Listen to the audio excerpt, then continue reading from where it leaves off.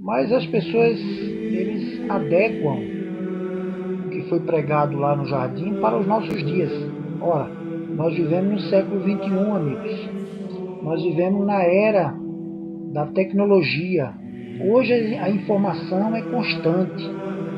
Vocês podem pesquisarem, podem abrir sites de, de, de Bíblia online, do grego, do hebraico, vocês vão encontrar a resposta verdadeira se não fizerem tal pesquisa na Escritura Sagrada, nas folhas da Bíblia. Vocês podem procurar em sites. Muitas dessas mensagens, elas são até, posso dizer, até grotescas, como disse o pastor Alejandro Bulhon. Tem homens que buscam essas sabedorias em pessoas que se chamam de pessoas iluminadas. E, na verdade, essas pessoas, eles estão sendo também enganados. Eles se dizem doutores, muitas vezes são pessoas famosas do meio artístico, da televisão. Eles também aceitam essa mensagem inverídica. Não sei se até existe esse termo. Você ouve essas mensagens direto na TV, na rádio, na televisão, nos jornais. Às vezes você ouve uma conversa assim numa esquina, num bar. São pessoas que, infelizmente, elas estão sendo enganadas. Elas estão sem conhecimento bíblico. Nunca pesquisaram, posso dizer assim, nunca fizeram uma exegese, uma hermenêutica do assunto. Mas por que essas pessoas aceitam essas coisas? Porque elas veem fatos. E esses fatos para elas se tornam concretos. Mas na verdade, se elas conhecessem mais um pouquinho do que a Escritura Sagrada dizem, ou falam, elas saberiam que isso é um engano. A Bíblia ensina claramente que não existe a imortalidade da alma, ou seja, da pessoa. Ela é clara com relação a isso. Eu apresentei para vocês. Essa ideia de a mente ser, a pessoa ser mortal é equívoca. E que existe um espírito vagando por aí, reencarnando em outras formas de vida. Não existe isso. Muitas pessoas sinceras, elas vão perceber. E elas vão procurar encontrar esta verdade na Bíblia.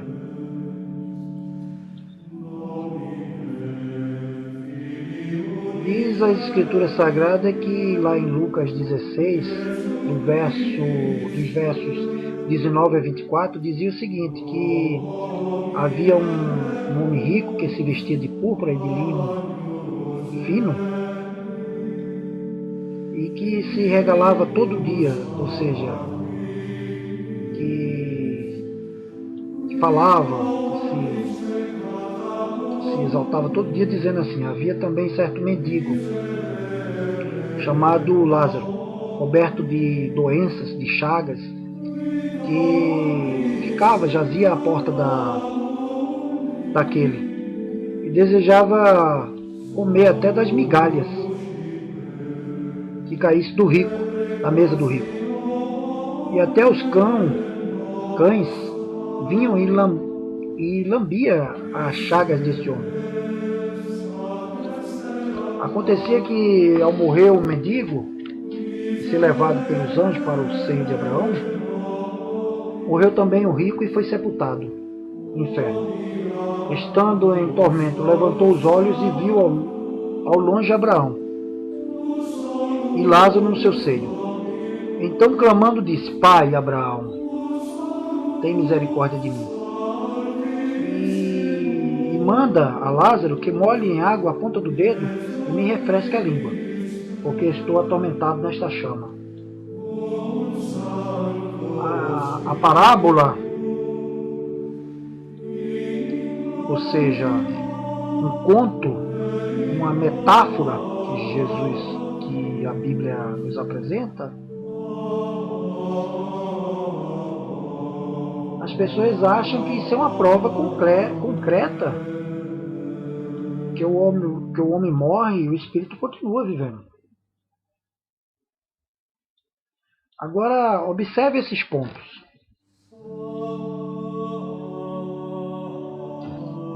É uma parábola. Parábolas, elas são usadas para muitas vezes melhorar um assunto. E naquele tempo o povo cria que essa parábola era verdadeira. Mas na verdade isso aí era para a pessoa ter uma lição espiritual, de uma doutrina.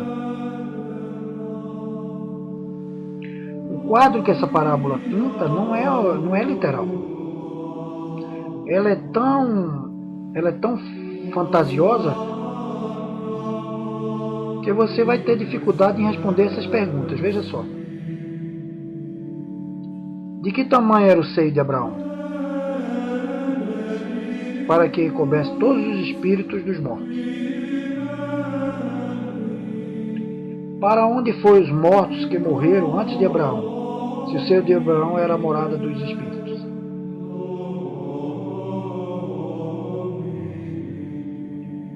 Está o seio de Abraão, que segundo a parábola é a morada do justo, tão perto do inferno que as pessoas de ambos os lados pudessem conversar? É Abraão, o chefe lá nos céus, sem cuja autorização ninguém pode fazer nada? E é a ele e não a Deus que os homens devem pedir misericórdia? Como você pode ver, amigos, a parábola do rico e Lázaro não pode ser uma prova concreta, bíblica, dos espíritos mortos, que os espíritos mortos sofrem no inferno ou desfrutam no paraíso. O ensinamento bíblico, ele é claro com relação a afirmar que quando o homem morre, na realidade adormece e fica no estado de inconsciência até o dia que ele vai ser ressuscitado. O apóstolo Paulo ele declara isso lá em 1 Tessalonicenses 4, 13 e 16. Lá diz o seguinte, leiamos 1 Tessalonicenses 4, 13 e 16. Irmãos, queremos que vocês saibam a verdade a respeito dos que já morreram, para que não fiquem tristes como ficam aqueles que não têm esperança.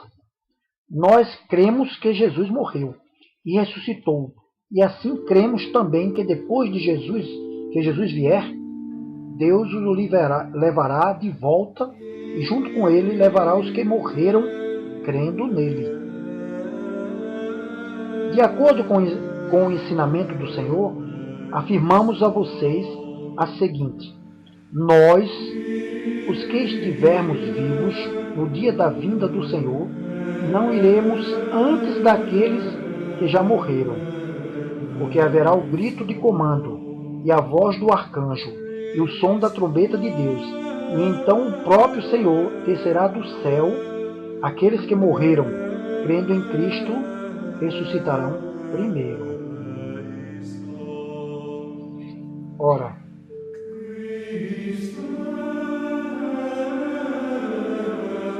aí você pode ter a certeza que o Espírito ele está dormindo, porque é isso que declara a Bíblia.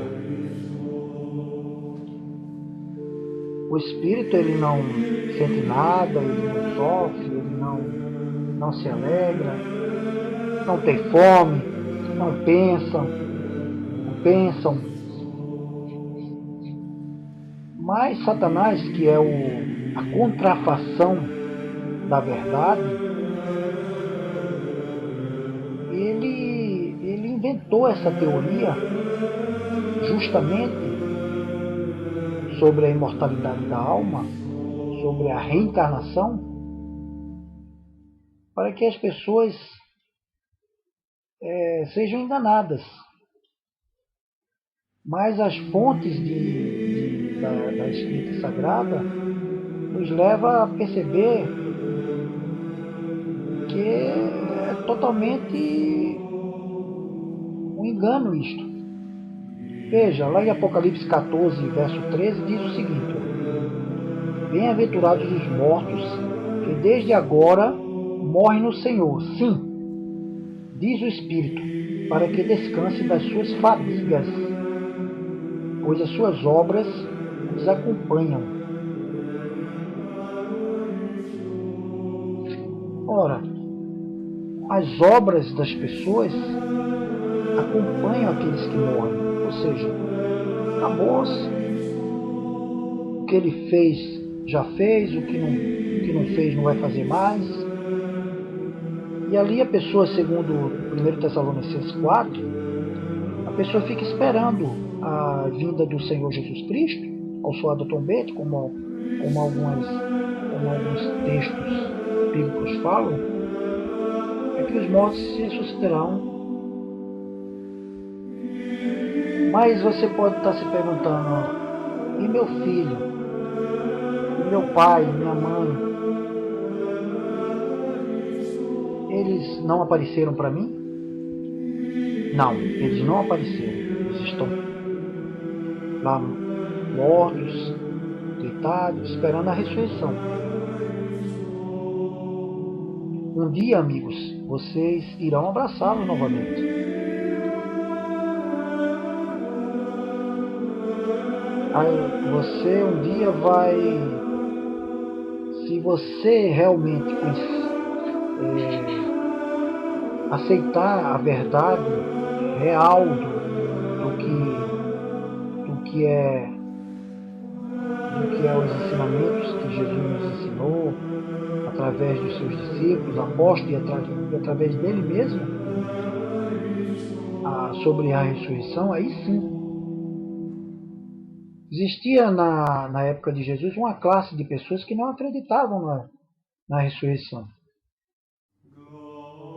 E isso causou muita dificuldade para alguns discípulos. E, na verdade, quando o apóstolo Paulo pregou essa carta aos Tessalonicenses, eles tinham essa ideia. Essa ideia era disseminada entre essas pessoas. E Paulo queria que eles deixassem de ser ignorantes com relação a este assunto.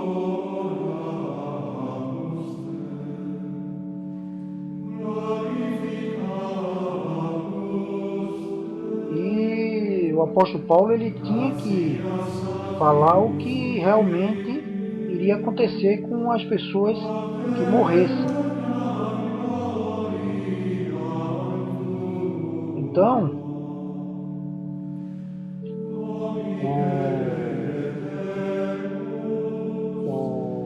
o assunto do apóstolo Paulo para os Tessalonicenses era para que eles não fossem ignorantes com respeito a isto, a esta verdade.